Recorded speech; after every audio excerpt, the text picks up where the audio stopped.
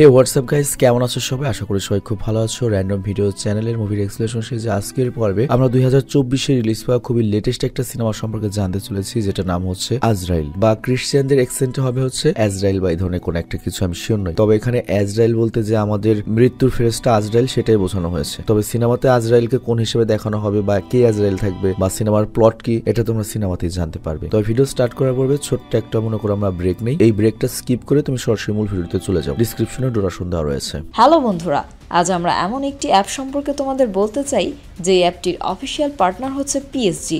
আর এখানে অনেকগুলো ম্যাচ খেলে ল্যাপটপ, আইফোন, স্মার্ট ওয়াচ ও আরও অনেক ক্যাশ প্রাইজ জেতার সুযোগ রয়েছে। আর এই অ্যাপটিতে সকল ধরনের লাইভ ম্যাচের রেজাল্ট দেখতে পারবে এবং এই ম্যাচের স্কোর অনুমান করে গেমও খেলতে পারবে, যেমন কোন টিম জিতবে, কোন টিম কত রান করবে, কে সর্বোচ্চ স্কোর করবে। এছাড়া বিভিন্ন ধরনের গেম রয়েছে, সেগুলো খেলেও ইনকাম করতে পারো। আর রেজিস্ট্রেশনের সময় আমাদের যে প্রোমো কোডটি রয়েছে রোনাল, এটা ব্যবহার করলে প্রথম ডিপোজিটে 26,000 টাকা পর্যন্ত বোনাস পেতে পারো। আর এই টাকা তুমি খুব সহজেই বিকাশ, ব্যাংক এবং অন্যান্য সহজ পদ্ধতির মাধ্যমে উঠাতে পারো। তো আর দেরি কিসের? ডেসক্রিপশনে প্রোমো কোড এবং পিন কমেন্টে প্রোমো কোড সহ সাইন আপ লিঙ্ক রয়েছে, সেটা ব্যবহার করো এবং ক্যাশ প্রাইজ জিতো। আর এখানে আরেকটা কথা মনে রেখো, আমরা যেই বিজ্ঞাপন দেই না কেন, অনলাইন থেকে টাকা আয় করা এত সহজ কোনো ব্যাপার নয়। তোমরা কোনো আর্থিক ক্ষতির সম্ভাবনা রয়েছে এমন কোনো ওয়েবসাইটে যাবে না। তো চলো এবার মূল ভিডিওতে চলে যাই। তো যাই হোক, এই সিনেমার টাইমলাইনটা হচ্ছে ইহুদি, খ্রিস্টান এবং মুসলিম ধর্ম অনুযায়ী পৃথিবীতে ভবিষ্যতে একটা কিয়ামত হবে, যেখানে পুরো মানব জাতি ধ্বংস হয়ে যাবে। তো এই সিনেমার কনসেপ্টটাও তাই, এবং টাইমলাইনটা হচ্ছে কিয়ামত অলরেডি হয়ে গিয়েছে এবং এরপর আরো মনে করো কয়েকশো বছর পার হয়ে গিয়েছে। এবং ওই সময় যেটা হয়েছে, সকল মানুষ তো মারা গিয়েছে, সকল মানুষদেরকে পাপ পুণ্যের বিচার করা হয়। তো এদের মধ্যে যারা খারাপ ছিল তাদেরকে নরকে পাঠানো হয়েছে, যারা ভালো ছিল তাদেরকে স্বর্গ পাঠানো হয়েছে। কিন্তু এরপর একটা ব্যাপার রয়েছে হচ্ছে নন বিলিভার বা নাস্তিক, এবং এরকম কিছু মনে করো জাতি রয়েছে যাদের কাছ পর্যন্ত ধর্ম পৌঁছায়নি। ধরো অ্যামাজন জঙ্গলে যে জন্মগ্রহণ করেছে, ওর কাছে তো ইসলাম বা কোনো ধর্মই পৌঁছায়নি, তো ওর তো কোনো দোষ না। তো ওরা মনে করে যে আবার পৃথিবীতেই পড়ে গিয়েছে, মানে ওরা আবার মনে করে যে ধর্ম পালন করে দোজকে বা তোমার ওই বেহেশতে যাওয়ার মতো একটা যোগ্যতা অর্জন করে আসবে। এবং এখানে একটা বিষয় লক্ষ্য, আমাদের ইসলাম ধর্মে কিন্তু সেম এই ধরনের একটা ব্যাপার রয়েছে যে কিছু কিছু মানুষ দোজকেও যাবে না, বেহেশতেও যাবে না।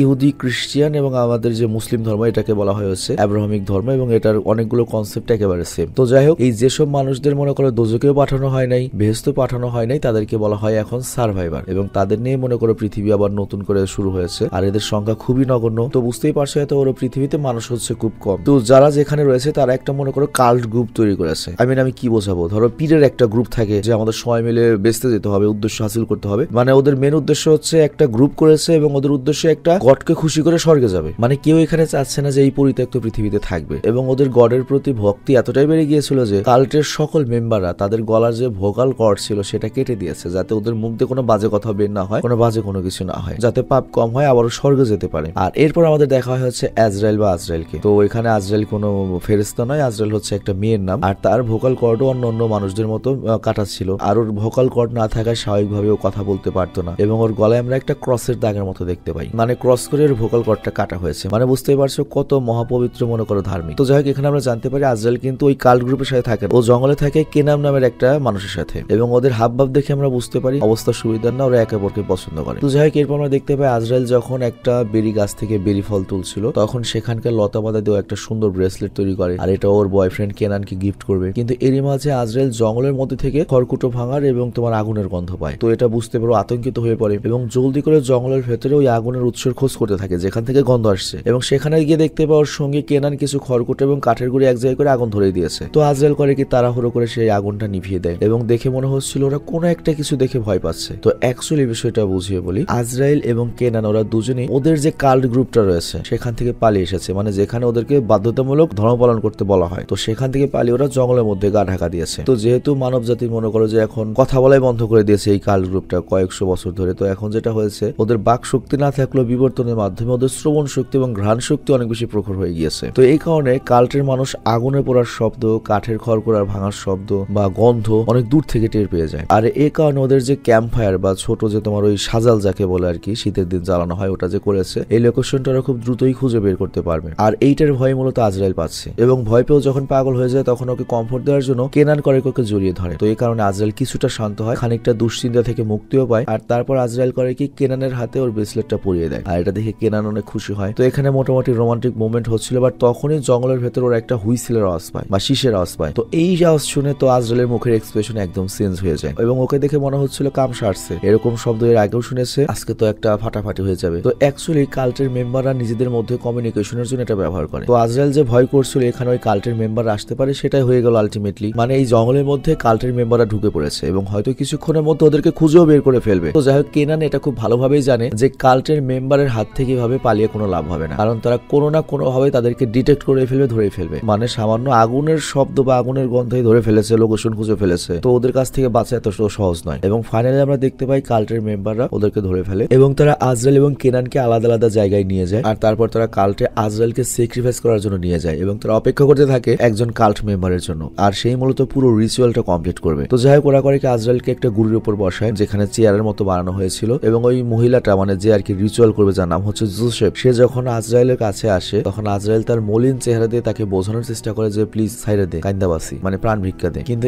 এতেও জোসেফের মন গলে না। মানে বুঝতেই পারছো এরা তো মনে করে এখন আর মানুষ পর্যায়ে নাই এবং সে করে কি আজরাইলের পায়ে খুর চালিয়ে দেয়। আর এর ফলে যেটা হয় ওখান থেকে রক্তপাত শুরু হয় এবং জঙ্গলের আবহাওয়াটাই পুরো বদলে যায় এবং জঙ্গলে খুব জোরে বাতাস বইতে শুরু করে এবং বাকি মেম্বাররাও তখন পাথরের উপরে উঠে ভারী ভারী শ্বাস নিতে শুরু করে এবং মনে হচ্ছিল তারা কোনো অশুভ শক্তিকে আমন্ত্রণ জানাচ্ছে বা তোমার কোনো অন্যভাবে শয়তানের রিচুয়াল করছে এরকম একটা কিছু। আর তখন ওই জঙ্গল থেকে একটা ক্রিয়েচার বের হয় যেটাকে দেখলো অনেকটা পোড়া মানুষের মতো বা জম্বির মতো লাগে। আর এই সিনেমাতে এগুলোকে বলা হয়েছে বার্ন ওয়ান্স মানে পোড়া একজন, এবং এরা নরপিপাসু মানে মানুষের মাংস খায়। তো এখানে বলা হয় কিয়ামতের পরে জাজমেন্ট যখন করা হয় তাদের মধ্যে কিছু মানুষদের যখন পৃথিবীতে নিক্ষেপ করা হয়েছিল তাদের অনেকের বডি পুড়ে গিয়েছে, হয়তো তাদের কিছুটা পাপ ছিল, হয়তো কি এখানে বুঝিয়েছে আমি পুরোপুরি ক্লিয়ার নেই ওরা কিভাবে হলো, হয়তো এরকম হতে পারে তারা এমন পাপ করেছে যে তার জন্য ওদের দোজখেও নেয় নাই, স্বর্গেও নেয় নাই, এখানে পাঠিয়ে দিয়েছে, কিংবা শয়তানের অনুসারী ছিল ওরা। এটার উত্তর তোমরা পেয়ে যাবে যে এগুলোর কার অনুসারী ছিল বা কেন এখানে এসেছে বা এগুলো জিনের কোনো জাত কিনা, এটাও আমরা সিনেমার লাস্টে বুঝতে পারবো। তো যাই হোক ওই প্রাণীগুলো আজরাইলের রক্তের ঘ্রাণে অনেকটা অ্যাডিক্টেড হয়েছে এবং বিশ্রীভাবে ওর দিকে এগোতে থাকে। তো এটা দেখে আজরাইল তো মনে করো ভয়ে ছটফট করতে থাকে এবং ওর শরীরের সমস্ত শক্তি দিয়ে চেয়ারের একটা হাতলও ভেঙে ফেলে, কিন্তু তখনই এখানে থাকা একটা কাল্টের মেম্বার এটা দেখে ফেলে আর এরপর সে দৌড়ে যায় আজরাইলের কাছে এবং ওকে বাধা দেওয়ার চেষ্টা করে,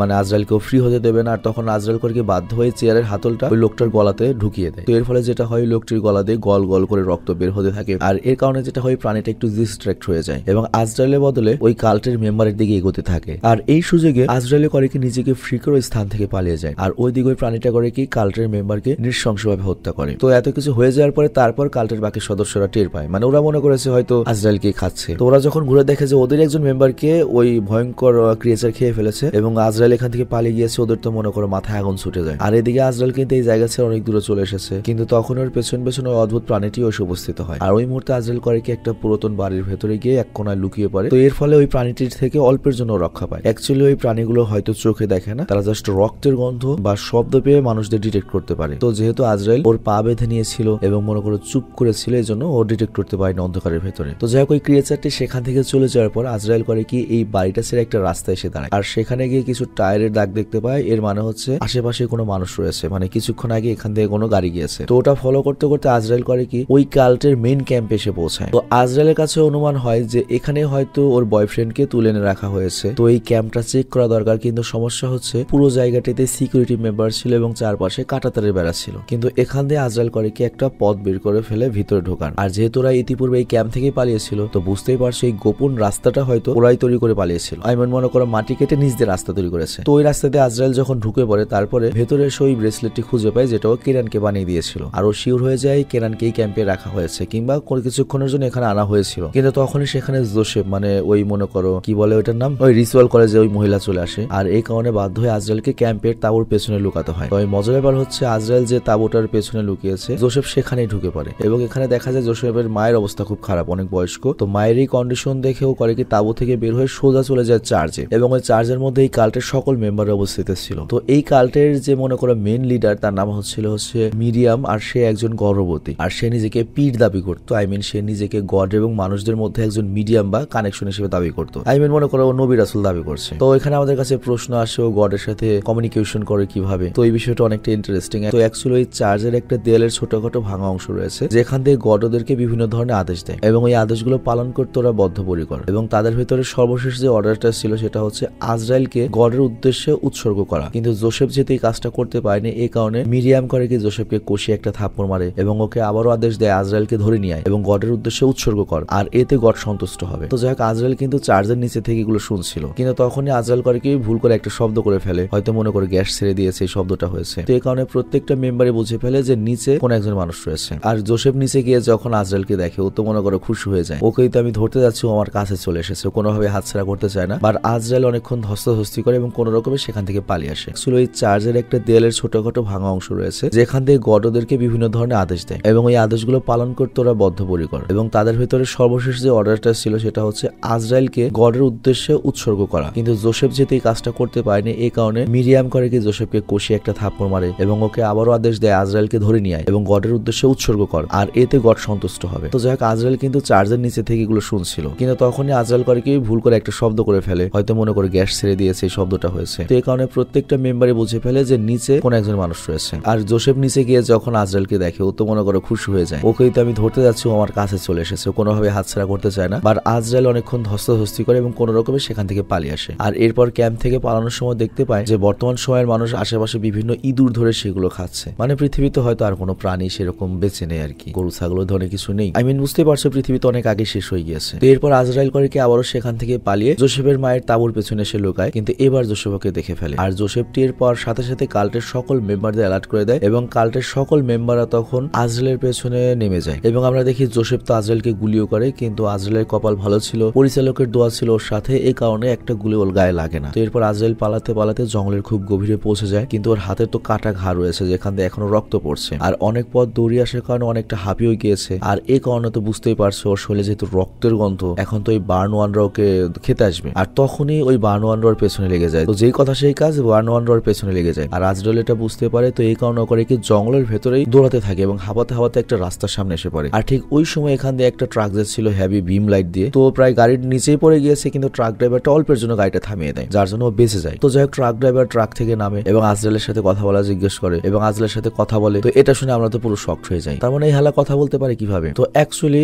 এই ড্রাইভারও মনে করো নন বিলিভার বা মনে করো তোমার নাস্তিক ছিল বা তার প্রতি ধর্ম পৌঁছায়নি, এর জন্য তাকে পৃথিবীতে নিক্ষেপ করা হয়েছে। আর সে হয়তো কোনো কাল গ্রুপের সদস্য না, বা তারা যে কাল গ্রুপের সদস্য সেখানে হয়তো এই যে এই কর্ড কাটা চলে না, বা তারা একটু উন্নত জাতের, যার জন্য তাদের ভোকাল কর্ডটা কাটা হয়নি। মানে পুরো পৃথিবীতে এরকম আলাদা আলাদা অনেক গ্রুপ রয়েছে। তো যাই হোক, সে সুস্থ স্বাভাবিক মানুষের মতো কথা বলছে, কিন্তু ওই লোকটির ভাষা হচ্ছে স্প্যানিশ বা ডিফারেন্ট ল্যাঙ্গুয়েজের। তো আজরাইলের সাথে যখন কথা বলে, আজরাইল তখন বুঝতে পারে না কি কথা বলছে, মানে আরেক জায়গার মানুষ। তবে ওই লোকটা আজরাইলের অবস্থা দেখে বুঝতে পারে এই মেয়েটা অনেক বড় বিপদে রয়েছে, আর এই কারণে সে আজরাইলকে গাড়িতে লিফট দিয়ে নিয়ে যেতে থাকে, বাট খুব বেশি দূর যেতে পারে না। মাঝ রাস্তায় একজন কাল্ট মেম্বার করে কি ওই ট্রাক ড্রাইভারকে একবার হেডশট মেরে দেয়, কিন্তু তখন আজরাইল করে কি ওই কাল্টের মেম্বারের উপর দিয়ে গাড়িটা উঠিয়ে দেয় এবং অ্যাক্সিডেন্ট করায়। আর এতে আজরাইলের তেমন ক্ষতি না হলে ওই কাল্ট মেম্বারের দুটো পা ভেঙে যায়। কিন্তু এরপর আজরাইল যখন নিজেকে সামলে নিয়ে ওই জায়গা ত্যাগ করার চেষ্টা করে, তখন ওই কাল্টের মেম্বার করে কি ওকে শুট করতে যায়, বাট তখন আজরাইল করে কি তার সাথে ফাইট করা শুরু করে এবং খুবই কৌশল ওই কাল্টের মেম্বারটিকে একবারে শেষ করে দেয়। আর তারপর ওই কাল্টের মেম্বারের অস্ত্রটা নিয়ে সামনের দিকে এগোতে থাকে। আর তারপর সে জঙ্গলের ভেতরে গিয়ে গাছের নিচে অবচেতন অবস্থায় কেনানকে দেখতে পায়। তো কেনানকে দেখে তো খুশি হয়ে যায় যে আমি তোমাকে ফাইনালি পেয়েছি, কিন্তু আমার মনে তো সন্দেহ থাকে কেনান এত রাত্রে এখানে একা একা পড়ে থাকবে, কিভাবে ওকে না ধরে নিয়ে গেল। কিন্তু আজরাইলের মাথায় এই কথাটা আসে না। ও করে কি সামনে যখন এগোতে যায়, তখনই কাল্টের মেম্বারদের বানানো একটা ফাঁদে ওর পা আটকে যায়। তো আমরা বুঝতে পারি এটা একটা ফাঁদ ছিল এবং কিছুক্ষণের মধ্যেই কাল্টের মেম্বারও সেখানে উপস্থিত হয় এবং তারা এখন কেনানকে মেরে আজরাইলকে নিয়ে যাবে স্যাক্রিফাইস করার জন্য। আর উপরে আজরাইল তো অনেক চেষ্টা করে রশি খোলার জন্য, কিন্তু সেটা খোলে না এবং উল্টো যেটা হয়, ওর হাতের যে পুরাতন ঘা ছিল সেখান থেকে রক্ত পড়তে থাকে। আর এই রক্তের গন্ধের সঙ্গে যেটা হয়, সেই বার্নওয়ান্সরা আবারও চলে আসে এবং কাল্টের মেম্বারকে মেরে ফেলে প্রথমে, এবং তারপর আমাদের নায়ক কেনানকে মেরে ফেলে। এবং এই পুরোটা ঘটে হচ্ছে আজরাইলের চোখের সামনে, মানে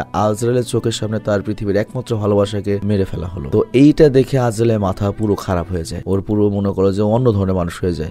ও আজরাইল থেকে বর্তমানে মনে করো বস্তির রানী সুরাইয়া হয়ে গেছে এবং ওর বেঁচে থাকার ইচ্ছা পুরো চলে গিয়েছে। ও কোনো কিছুকে আর ভয় পাচ্ছে না, ও এখন জাস্ট সবকিছু শেষ দেখে ছাড়বে, সবার উপর প্রতিশোধ নেবে। আর এই প্রতিশোধের আগুন নিয়েও করে কি পিস্তল হাতে বেরিয়ে পড়ে তাণ্ডব করতে। আর তারপর ওই কাল্টদের মনে করো তাঁবুর ওখানে গিয়ে সকল মেম্বারদের আগে ডিস্ট্র্যাক্ট করে এবং তারপর ঢুকে পড়ে চার্জে। এবং ওই কাল্টের যে মেইন মেম্বার পিসাব, ওই মিডিয়ামকেও হত্যা করতে চায়, কিন্তু যখন সামনে যায় ওই মহিলা প্রেগনেন্ট বলে ওর ট্রিগার আর চলে না, মানে মায়া করে। এই মহিলা তার ওর মায়া করে না, সে করে কি উল্টো ওর উপর আক্রমণ করে দেয় এবং এক পর্যায়ে মিডিয়াম করে কি আজরাইলকে মেরে সেন্সলেস করে ফেলে। কিন্তু সেন্সলেস হওয়ার আগেই আগেই আজরাইল করে কি মিরিয়ামের পেটে একটা আঙুলের নখ বসিয়ে দেয়, মানে ওর রক্তটা মিরিয়ামের রক্তটা আজরাইলের হাতে লেগে যায়। আর এই দৃশ্যটা কেন দেখানো হয়েছে একটু পরে বুঝতে পারবে। তো যাই হোক, এরপর কাল্টের লোকজন করে কি আজরাইলকে স্যাক্রিফাইস করার জন্য একটা কফিনে ভরে কবরস্থানে নিয়ে যায় এবং ওকে মাটি চাপা দিয়ে দেয়, হাত পাও বেঁধে দেয় মোটামুটি করে। তবে এই কফিনে আমরা দেখতে পাই এটার একটা বিশেষত্ব রয়েছে। কফিনের পায়ের কাছে বড় সড়ো একটা মনে করো সুড়ঙ্গ রয়েছে, মানে নর্মাল কফিন যেমন হয়ে থাকে একটা বক্সের মতো, এটা সেরকম নয়। ওই গর্ত দিয়েও বেরোতে পারবে ইচ্ছে করলে। তো যাই হোক, এরপর আজরাইল করে কি হাতটা খুলে সুড়ঙ্গে দিয়ে বের হতে লাগে। হাতে একটা আলো ছিল, কিন্তু ওখানেও অনেক মানুষের বডি পার্টস খুঁজে পায়। তো বুঝতেই পারছো তার মানে এটা কোনো সাধারণ গর্ত নয়। এখানে মূলত হিংস্র বার্ন ওয়ান্সরা রয়েছে এবং বার্ন ওয়ান্সদের উদ্দেশ্যে ওরা মূলত স্যাক্রিফাইস করে থাকে, মানে প্রতিবারই তো বার্ন ওয়ান্সদের খাওয়ায়। তো যাই হোক, যেহেতু ওর শরীরে ব্লাড ছিল, এই কারণে ওই প্রাণীটা আরো বেশি হিংস্র হয়ে যায় এবং এরপর ওই বার্ন ওয়ান ওর পিছু নিতে নিতে একদম কফিনের ভেতরে ঢুকে পড়ে এবং এরপর একটা পর্যায়ে একদম উপরের দিকে চলে আসে। কিন্তু এরপর যখন ওই বার্ন ওয়ান্স আজরাইলকে খেতেই যাবে, তখন